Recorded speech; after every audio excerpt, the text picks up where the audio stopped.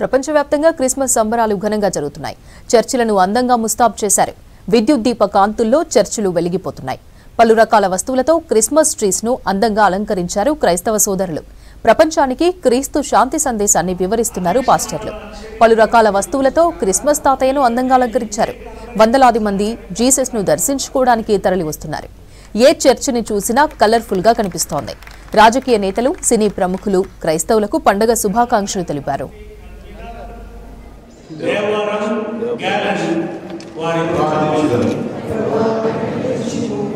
లోకమంతటి సమాధానం కొరకును దేవుని యొక్క పరిశుద్ధ సంఘముల క్షేమము కొరకును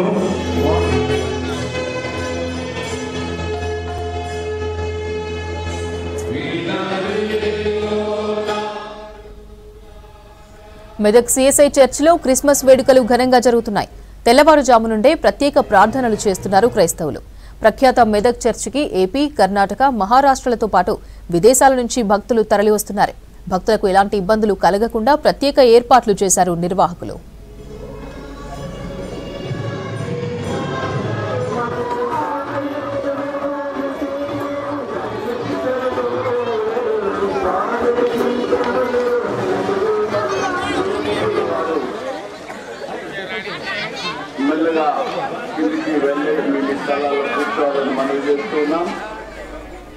ఇక మెదక్ చర్చి వద్ద నుంచి మనని డీటెయిల్స్ శ్రీధర్ లైవ్ లో అందిస్తారు. శ్రీధర్, ఎలా కొనసాగుతున్నాయి క్రిస్మస్ వేడుకలు?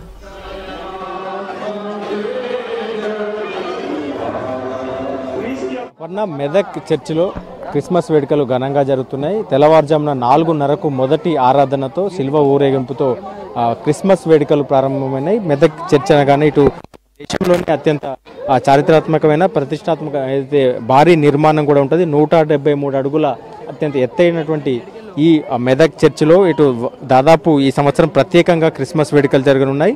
99 సంవత్సరాల క్రితం దీని నిర్మాణం పూర్తయింది. డిసెంబర్ 25వ తారీఖు అంటే క్రిస్మస్ రోజున 99 సంవత్సరాల క్రితం ఈ చర్చిలో మొదటి ఆరాధన, మొదటి ప్రార్థనలు జరిగినాయి. ఈ నేపథ్యంలోనే ఈ సంవత్సరం ప్రతిష్టాత్మకంగా కూడా తీసుకొని 100 ఏళ్ల పండుగను కూడా జరుపుతున్నారు. 99 సంవత్సరాలు పూర్తి చేసుకున్న సందర్భంలో 100 ఏళ్ళు కార్యక్రమం కావచ్చు. ఇటు ప్రతి నెల కూడా ఏదైతే వేడుకలు జరుగుతాయని చెప్తున్నారు. ఈ క్రిస్మస్ వేడుకల కోసం దాదాపు ఒక 2-3 రోజుల నుంచి కూడా జనం ఇక్కడికి వస్తున్నారు. క్రిస్మస్ వేడుకల్లో, క్రీస్తు జన్మదిన వేడుకల్లో మెదక్ చర్చిలో పాల్గొనేందుకు భారీగా జనం వస్తున్నారు. చుట్టుపక్కల రాష్ట్రాల నుంచి కావచ్చు, ఇటు ఇతర దేశాల నుంచి కూడా ఇటు క్రైస్తవ మతస్థులు కాకుండా పర్యాటకులు కూడా ఇక్కడికి వస్తుంటారు. ఇక్కడ మెదక్ చర్చిలో క్రిస్మస్ వేడుకల్లో పాల్గొనడం కావచ్చు, ఇక్కడ చర్చిలో ప్రార్థనల్లో పాల్గొనేందుకు ప్రత్యేకమైన ఏర్పాట్లు కూడా చేస్తారు. ఈ నేపథ్యంలో ఇక్కడికి భారీగా జనం తరలి వస్తుంటారు. తెల్లవారుజామున 4:30కే అదైతే ఈ చర్చి నిర్మాణ శైలి కూడా విభిన్నంగా ఉంటుంది, చాలా ప్రత్యేకంగా ఉంటుంది. ఒకేసారి దాదాపు 5,000 మంది చర్చి లోపల కూర్చొని ప్రార్థనలు చేసే విధంగా ఉంటుంది. చర్చి లోపల నిర్మాణం అంతా కూడా రిసౌండ్ రాకుండా ఏదైతే నిర్మాణం అంతా జరిగింది, ఇది నిర్మాణం 1924లో పూర్తయింది. అంటే 1914లో ప్రారంభమై 1924లో దాదాపు 10 ఏళ్ల కాలం పాటు మెదక్ చర్చి నిర్మాణం జరిగింది. 10 ఏళ్ల కాలం పాటు కూడా ఈ ప్రాంతం అంతా కరువు ప్రాంతంగా ఉండడంతో ఇక్కడ ఉపాధి కోసం, ఇక్కడ స్థానిక జనానికి, స్థానిక ప్రజల కోసం, వారికి ఉపాధి కోసం ఈ ఏదైతే ఇంగ్లాండ్కి చెందిన చార్లెస్ ఏదైతే ఇంగ్లాండ్ దేశస్థుడు ఈ చర్చ్ నిర్మాణాన్ని ప్రారంభించారు. ఈ నిర్మాణం ప్రారంభించిన 10 ఏళ్ల పాటు కూడా ఈ ప్రాంతంలో జనం ఆకలి తీర్చడం కావచ్చు, ఈ ప్రాంతంలో ఏదైతే వారికి ఉపాధికి కల్పిస్తూ, వారికి ఆహారం అందిస్తూ ఈ చర్చ్ నిర్మాణం అంతా కూడా జరిగింది. 10 ఏళ్ల తర్వాత డిసెంబర్ 25న నేటి రోజున దాదాపు 99 సంవత్సరాల క్రితం ఈ చర్చ్ అయితే నిర్మాణం పూర్తయి అప్పటి నుంచి కూడా 99 సంవత్సరాలకి ఇక్కడ ప్రత్యేక ప్రార్థనలు జరుగుతున్నాయి. దాదాపు 4 జిల్లాల కంటే హైదరాబాద్, రంగారెడ్డి కావచ్చు, మెదక్, నిజామాబాద్, ఆదిలాబాద్ ఈ 4 జిల్లాలకు కూడా ఈ మెదక్ చర్చ్ కిందనే వాటి కార్యకలాపాలు సాగుతుంది. ఈ 100 ఏళ్ల పండుగ పూర్తి చేసుకున్న సందర్భంగా 100 చర్చిలను కూడా నిర్మిస్తామంటూ కూడా ఏదైతే ప్రస్తుతం ఇక్కడ ఇన్ఛార్జి బిషప్ రేవ పద్మారావు ఉదయం ప్రార్థనలో పాల్గొన్నారు. అప్పటి నుంచి కూడా ప్రార్థనలు కొనసాగుతున్నాయి. చాలామంది ఇతర రాష్ట్రాల నుంచి కూడా, ఇతర జిల్లాల నుంచి కూడా వస్తుంటారు. దాంతోపాటు సమీప గ్రామాల ప్రజలు కావచ్చు, చుట్టుపక్కల జిల్లాల ప్రజలు కూడా ఈ చర్చ్ నిర్మాణంతో ప్రత్యేక అనుబంధం ఉంటుంది. ఈరోజు ఉదయం 4:30కు మొదటి ప్రార్థన జరిగింది. ఇప్పుడు 10 గంటలకు మరో ప్రార్థన జరుగుతుంది. ఈ ప్రత్యేకమైనటువంటి క్రీస్తు జన్మదినం సందర్భంగా ప్రత్యేకమైనటువంటి ఈ చర్చిలో ఈ 2 ప్రార్థనలు కీలకంగా ఉంటాయి. తర్వాత ఉదయం నుంచి కూడా ఇక్కడికి భక్తులు అయితే క్రైస్తవులు వస్తుంటారు, వారంతా కూడా చర్చి ప్రార్థనల్లో పాల్గొంటారు. ఈ చుట్టుపక్కల గ్రామాల ప్రజలు మతాలతో సంబంధం లేకుండా కూడా ఇక్కడికి వస్తుంటారు. సో వారంతా కూడా చర్చ్ తరాలు అంటే దాదాపు 100 ఏళ్ళుగా చర్చి నిర్మాణంలో పాల్గొన్న వారు వచ్చి ఈ ప్రాంతంలో ఈ చర్చి కీలకంగా వ్యవహరించింది. ఈ ప్రాంతంలో ఈ ప్రజలకు విద్యను అందించడం కావచ్చు, వైద్య సేవలు అందించడంలో కీలక పాత్ర పోషించిన నేపథ్యంలో వారంతా కూడా మతాలతో కులాలతో సంబంధం లేకుండా చర్చి వద్దకు వస్తుంటారు. ఇక్కడ అన్ని సంస్కృతులు కూడా కనబడుతుంటాయి. కేవలం క్రైస్తవ సంస్కృతులు కాకుండా స్థానిక జానపదుల సంస్కృతి కావచ్చు, ఇటు కొబ్బరికాయలు కొట్టడం కావచ్చు, ఇటు మిగతా దేవతల వద్ద ఎట్లాంటి స్థానిక సాంప్రదాయాలు ఉంటాయో అవన్నిటి కూడా ఇక్కడ కొనసాగిస్తుంటారు. పూర్తిగా వారందరూ ఇతర నుంచి వచ్చిన వారు కాబట్టి స్థానిక ఇక్కడికి వచ్చి పూజలు చేస్తుంటారు. సో వారందరూ కూడా ఈ కొబ్బరికాయలు కొట్టడంలో కావచ్చు, ఇటు దాదాపు అన్ని రకాల సాంప్రదాయాలు అయితే కొనసాగుతుంటాయి. సో వారందరూ కూడా ఇక్కడ ఉదయం ప్రార్థనల నుంచి కూడా సాయంత్రానికి మళ్ళీ ఎక్కువగా రష్ పెరిగిన నేపథ్యంలో కట్టుదిట్టమైనటువంటి భద్రతా చర్యలు కూడా ఏర్పాటు చేశారు. చాలామంది ఇక్కడికి వచ్చి ప్రార్థనలో పాల్గొనడంతో కాబట్టి ఒక జాతర వాతావరణం ఉంటుంది.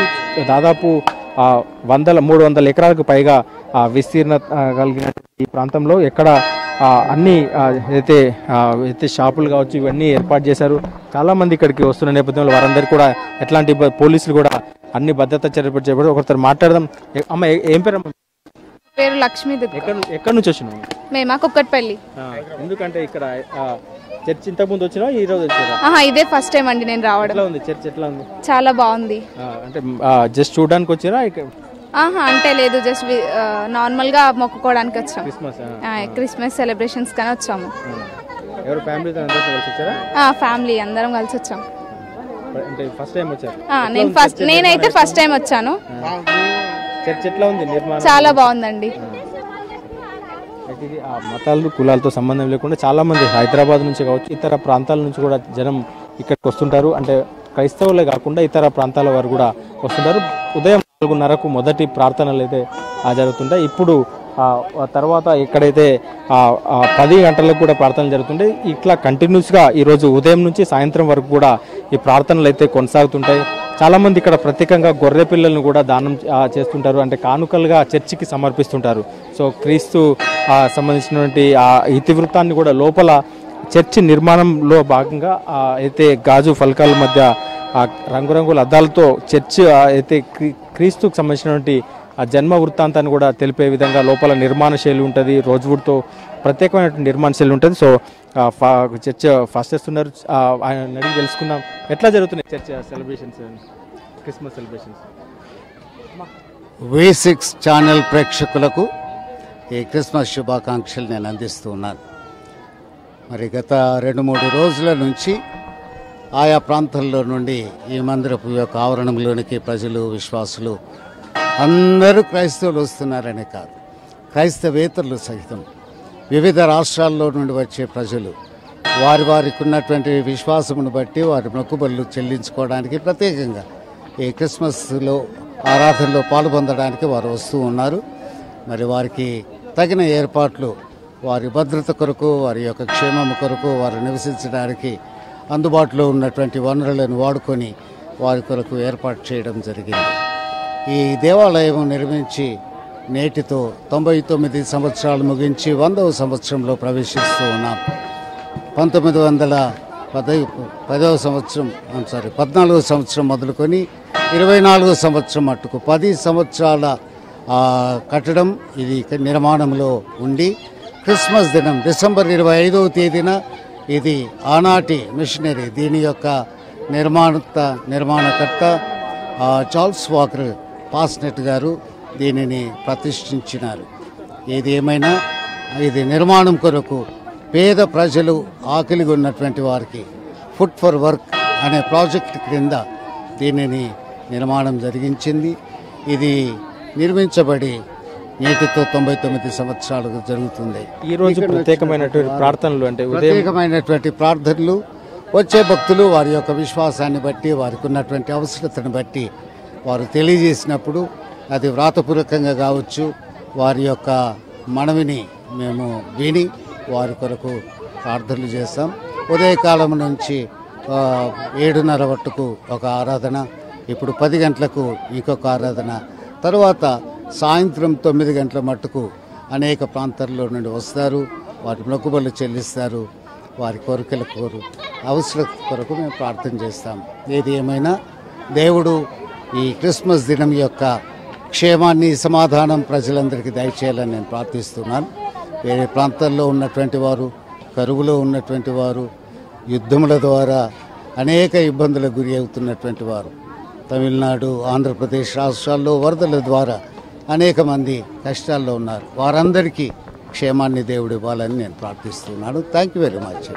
ఇది మొత్తంగా మెదక్ చర్చిలో క్రిస్మస్ వేడుకలు అయితే ఘనంగా జరుగుతున్నాయి. తెల్లవారుజాము నుంచి ప్రార్థనలతో కొనసాగి మొదలై ఇప్పటికింకా 10 గంటలకు ప్రస్తుతం ప్రార్థనలకు సిద్ధం చేస్తున్నారు. ఒకేసారి 5,000 మంది లోపల కూర్చొని ప్రార్థనలు చేసుకునేందుకు విశాలమైనటువంటి నిర్మాణం ఉంటుంది. 173 అడుగుల అత్యంత ఎత్తైనటువంటి చర్చ్ ప్రాంతంలో కావచ్చు, చారిత్రాత్మకమైన 99 సంవత్సరాలు పూర్తి చేసుకుని 100వ సంవత్సరంలో అడుగు పెడుతున్నటువంటి ఈ చర్చిలో క్రిస్మస్ వేడుకల్లో పాల్గొనేందుకు వేలాదిగా జనం తరలి వస్తున్న నేపథ్యంలో అందుకు తగ్గట్టుగా ఏర్పాట్లు జరిగినాయి. సాయంత్రానికి భారీగా జనం వచ్చే అవకాశం ఉంది. దాదాపు మొత్తం క్రిస్మస్ వేడుకల్లో పాల్గొనేందుకు 2 నుంచి 3 లక్షల మంది జనం ఇక్కడికి హాజరవుతారని అధికారులు అందుకు తగ్గట్టుగా ఏర్పాటు చేశారు. పోలీసు బందోబస్తు కూడా ఏర్పాటు చేశారు. మొత్తంగా మెదక్ చర్చిలో క్రిస్మస్ వేడుకలు ఘనంగా జరుగుతున్నాయి.